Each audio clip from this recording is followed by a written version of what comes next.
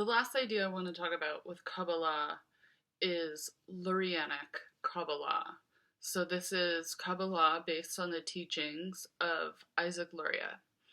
He lived in the 16th century, so he comes several centuries after the Zohar, and he teaches even another idea of creation. He takes the Sephirot and builds on them.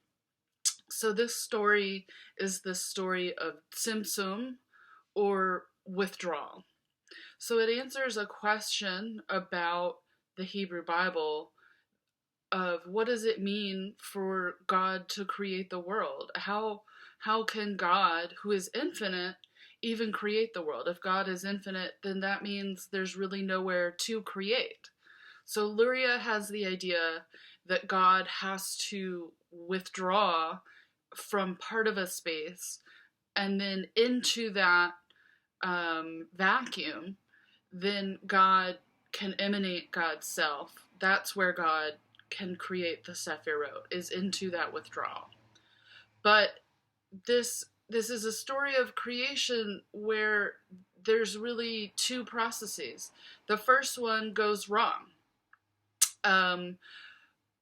Or there's a problem, let's say. So God begins to emanate into what Luria calls these vessels. He understands the Sephirot to be vessels, almost like glass containers.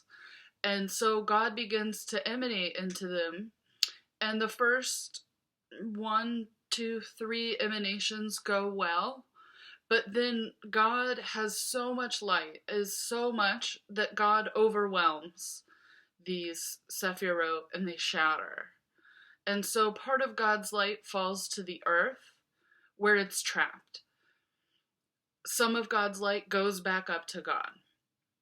God then emanates a second time, and the emanation goes fine. This time the vessels, they're able to contain God. God somehow controls it in such a way that the full Sephirot are complete. But these sparks are trapped on the earth.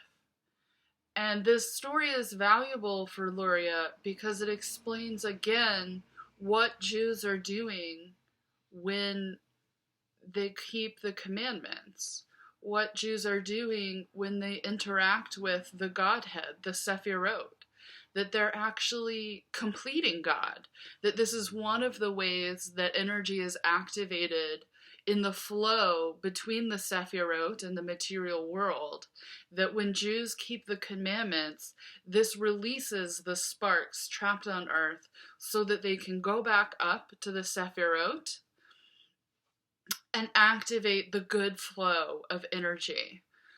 And so I think we have to consider the moment when Luria is living. That Luria is living in the 16th century. He's living after the Spanish Inquisition. He's living when Jews are forced by Catholic Spain, that has taken over from Muslim Spain, that has conquered Muslim Spain, that Catholic Spain expels or requires conversion from all Jews and Muslims living in Spain. And so many Jews travel throughout North Africa and the Middle East. These become what we know as Sephardic Jews. Sepharad is the word for Spain, or really the whole Iberian Peninsula in Hebrew.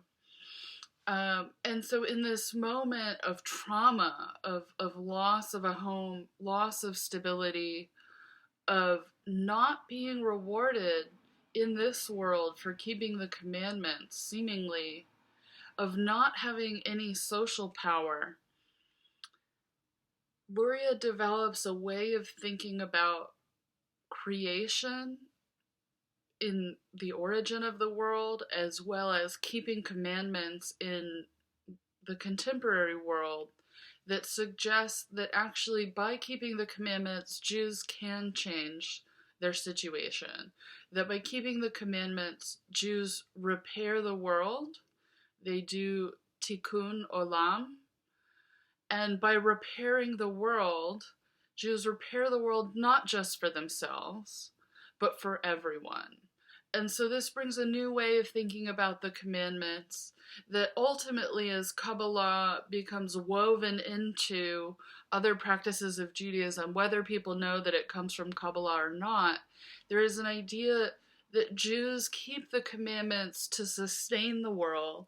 And not just that, but Luria has the explanation for how Jews sustain the world. It's by releasing these sparks that go back up to the Godhead, that go back up to the Sephirot, and complete it. But it's important to remember that this is always a kind of just a way of talking. It's a metaphor, and it's even as a metaphor, it is never about Ein Sof. Ein Sof never needs to do creation, and certainly never needs anything from humans to be infinite and perfect. So this is a way of thinking about creation that explains how this world is a bit broken, right? That this is doing a lot of theodicy, of explaining evil and suffering. It's because God's light is trapped and Jews need to release it through the commandments. And once all of that light is released and the Sephirot are totally complete again, then the world will be better, right? So it's a way to repair the world, and not just this material world, but the cosmic world. And it's even a way to repair God, but not God and God's self, not Ein Sof, but the Sephirot, the emanated version of God.